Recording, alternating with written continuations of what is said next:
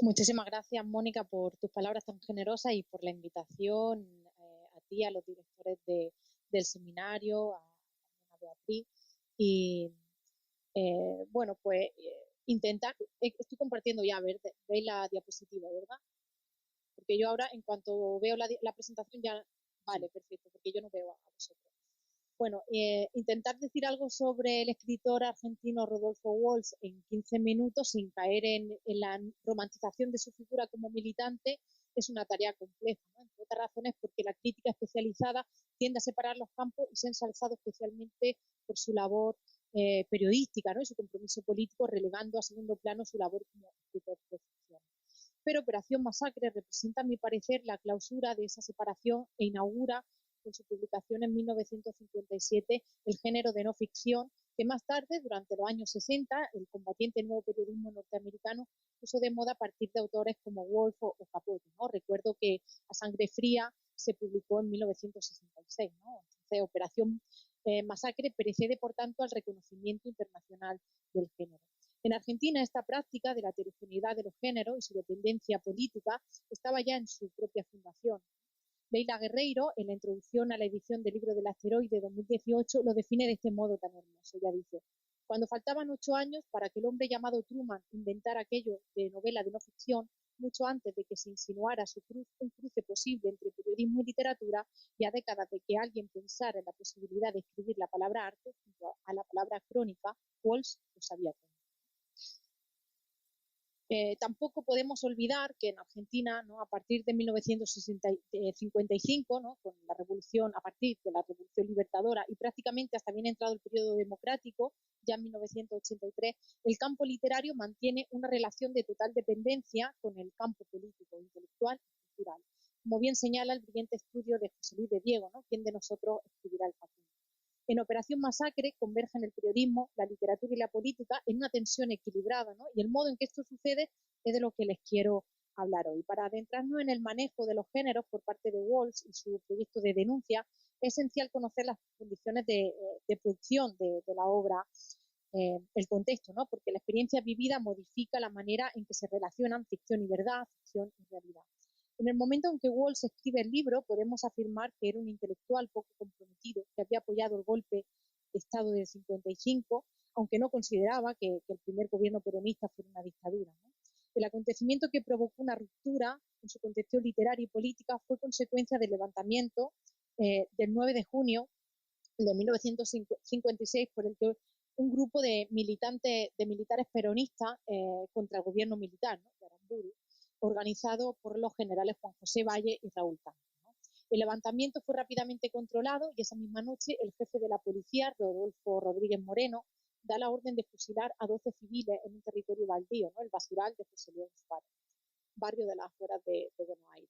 6 meses más tarde, Walsh se entera de que una de las víctimas del fusilamiento de José León Suárez está viva, ¿no? Finalmente resultará que 7 han sobrevivido.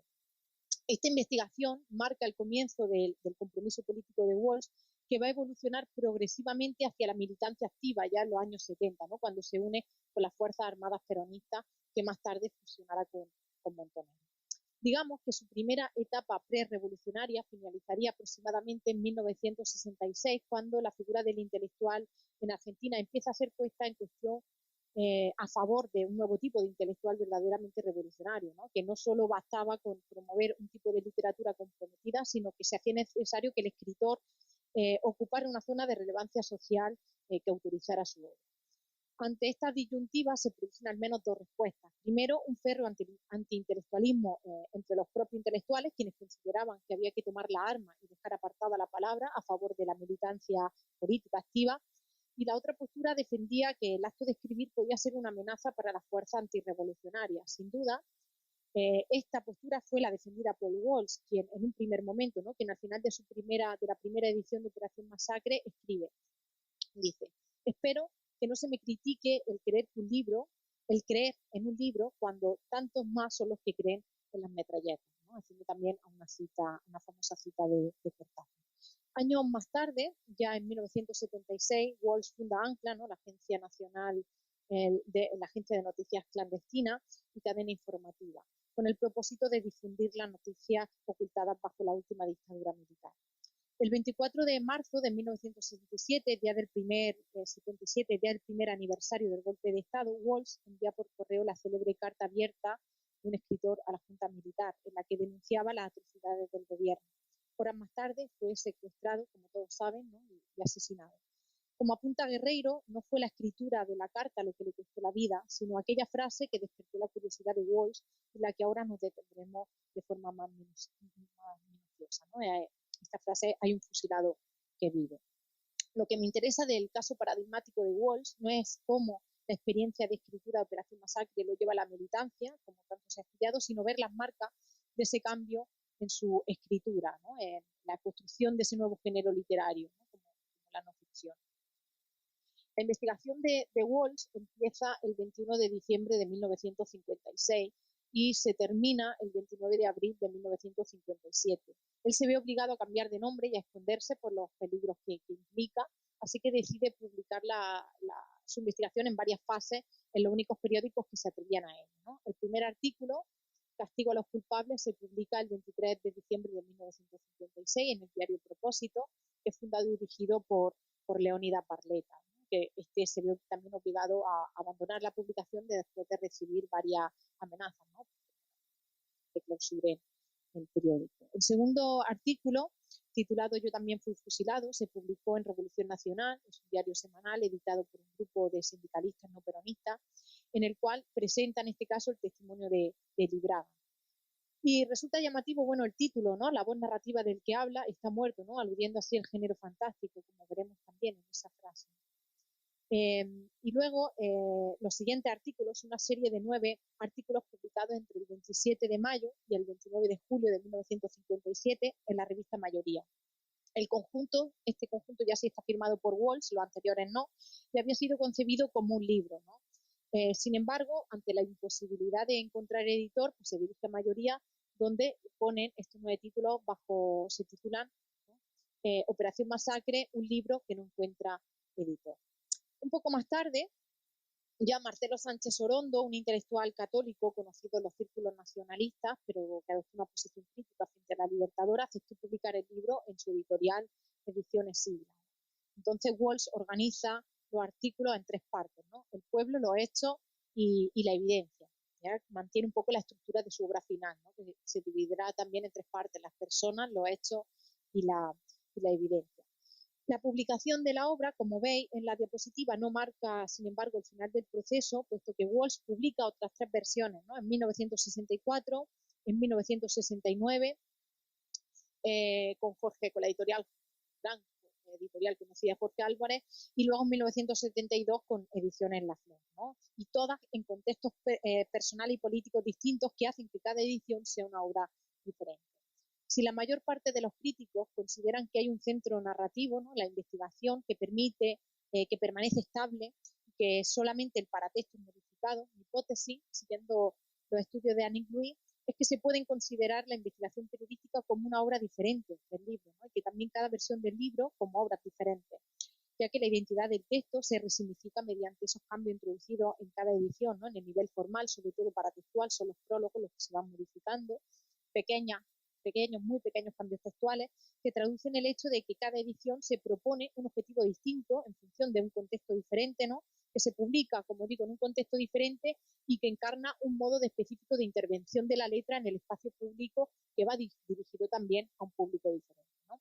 Lo que se modifica, por tanto, en cada uno de estos prólogos es la relación entre ficción y verdad a lo largo de 17 años que muestran, ¿no? Una evolución en el pensamiento político de Walsh, ¿no? Según Ernest, la diferencia entre los primeros prólogos y los últimos es que si aquellos buscaban definir qué es el periodismo, ¿no? Todavía un juego, ¿no? Con el género literario, los últimos, donde la posición de Walsh está mucho más politizada, buscaban definir qué es el peronismo en este caso, ¿no? Qué es la política.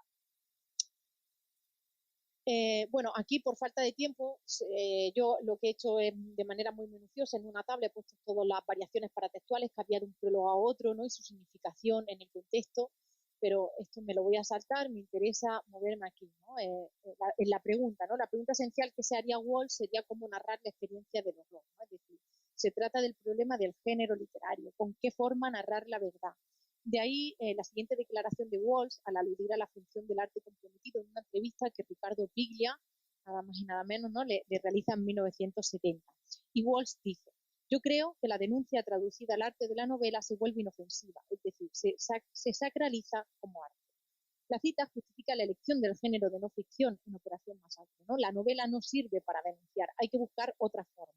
La frase que activa la explosión de la forma sería la ya citada, ¿no? Hay un fusilado que vive. Es posible que Walsh la haya inventado, ¿no? Pero en cualquier caso podemos asociarla a la práctica literaria de Walsh de ese periodo que yo he llamado prerevolucionario, en el que la frase funciona como un rumor que introduce la historia como si se tratara de un fantasma, ¿no? Y al mismo tiempo remite a una de las estructuras narrativas tradicionales de la literatura fantástica del XIX, ¿no? Un amigo cuenta una historia que contiene un elemento natural o extraño, y el que escucha es quien escribe, ¿no? Es como sabéis, la estructura de Otra vuelta de tuerca de Henry James. La frase convoca entonces al género fantástico, ¿no? Recordemos también esa frase de Borges de no puede ser, pero es. Y es precisamente en 1956 cuando Walsh edita su célebre antología del cuento extraño, la edición Hachette. Walsh mismo alude al género, ¿no? En el prólogo. Voy a leer alguna parte muy rápido, ¿no? Porque creo que es interesante trabajar con el texto, ¿no? Con la prueba del texto. Dice: la primera noticia sobre los fusilamientos clandestinos de junio de 1956 me llegó en forma casual. A fines de ese año, en un café de La Plata, donde se jugaba al ajedrez, ¿no? Ajedrez es un deporte muy policial, muy policial. Dice: se hablaba más de Querés o de Nimbrovich que de Aramburu, ¿no? Es decir, la política era un tema desplazado.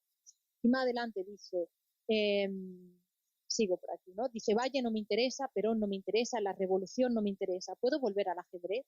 Puedo. Al ajedrez y a la literatura fantástica que leo, a los cuentos policiales que escribo, a la novela seria que planeo para dentro de algunos años y otras cosas publicar, ¿no? Y que hago para ganarme la vida y que llamo periodismo, aunque no es periodismo.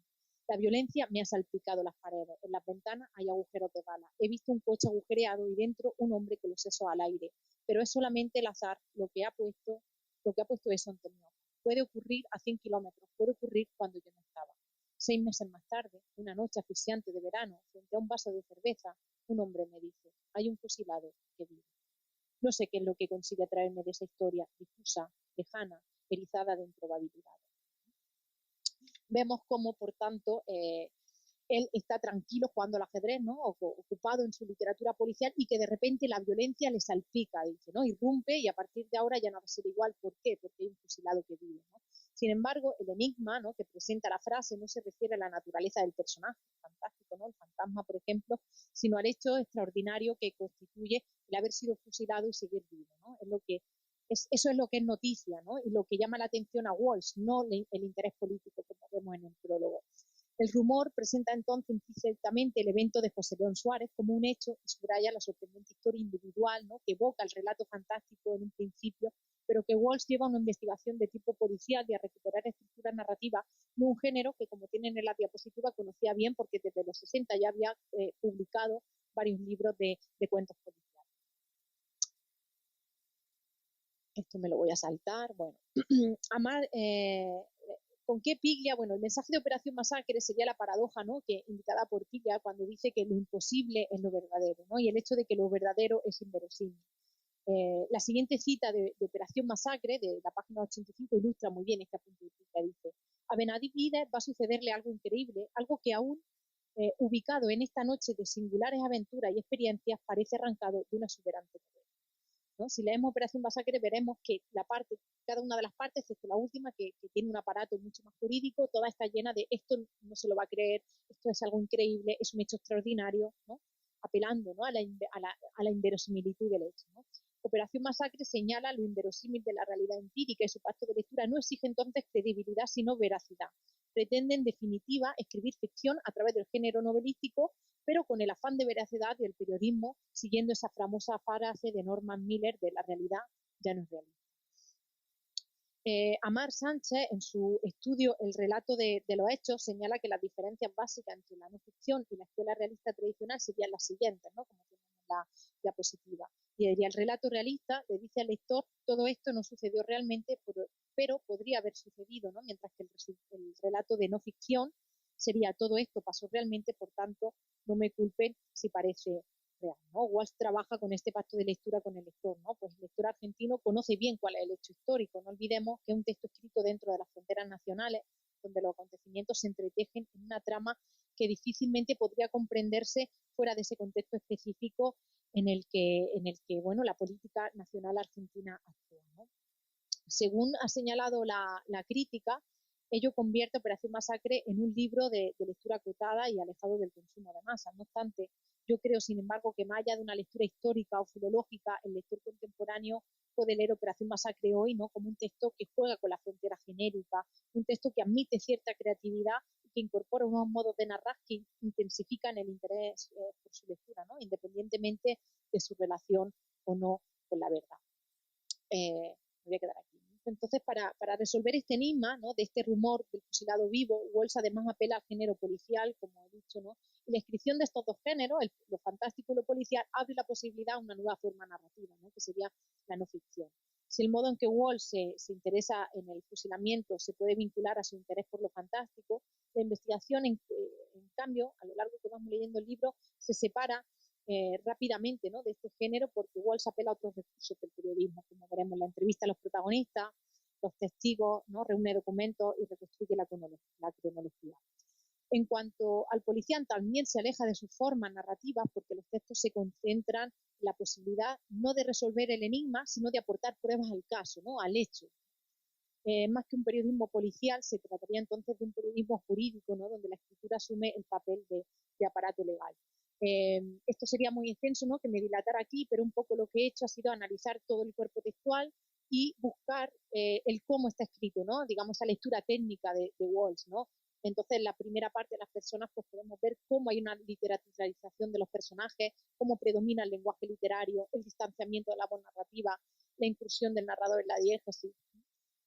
Puse, por ejemplo, algunos ejemplos en la primera parte de las personas en cómo descrita la casa de algunos de los personajes, bueno, personas, ¿no? O sea, no personajes, son personas reales, y cómo utiliza el lenguaje literario para describirla, ¿no?, ya alejado de la objetividad del periodismo. Simplemente nombro, ¿no?, el primer ejemplo, Carranza. Dice: no era un hombre feliz, es posible que algo lo mordiera por dentro, huido, nocturno, fugaz, era peronista. Y bueno, ya para concluir, ¿no?, a Walsh le otorgaba a la vanguardia una función política y un matiz realista, ¿no? Y desde esa óptica podemos afirmar que Walsh sí fue un escritor vanguardista, ¿no? Porque vanguardia no implica, según esta definición, una experimentación formal que desvincule la ficción de lo real, sino precisamente todo lo contrario, ¿no? Para ser vanguardista, según Walsh, el escritor debe visibilizar la realidad y enfrentarse al lector, ¿no? ¿Qué sería entonces ser vanguardista cuando hablamos de América Latina?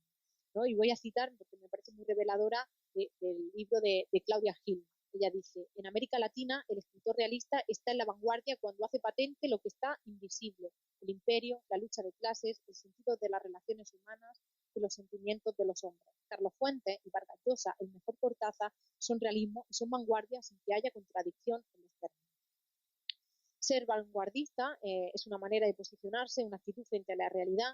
Así se inicia en América Latina un nuevo proceso de revitalización de géneros, ¿no?, y de formatos literarios o paraliterarios que pudieran servir como vehículo explícito para la revolución, como el testimonio, el periodismo, la canción protesta, la poesía, ¿no?, el cine político. Entendiendo las claves de este debate en un intersticio entre política y estética, se vuelve más plausible detectar que cierta ambivalencia de la escritura de Walsh son en realidad producto de esa búsqueda de un discurso literario desde las poéticas combatientes, más que, como se ha pensado, ¿no?, una renuncia a la ficción en pos de toma de la arma. Muchísimas gracias.